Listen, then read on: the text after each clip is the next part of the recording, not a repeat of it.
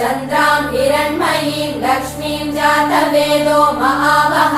तां महावः जातवेदो लक्ष्मीमनपगामिनीम् यस्यां हिरण्यं विन्देयं गामश्वं पुरुषानहम् अश्वपूर्वां रथमद्यां हस्तिनादप्रबोधिनी श्रियं देवीमुपह्वये श्रीर्महादेवीर्जुषताम् तां सोऽस्मितां हिरण्यप्राकारां मात्रां ज्वलन्तीं तृप्तां तर्पयन्तीं पद्मे स्थितां पद्मवर्णां तामिहोपह्वये श्रियम्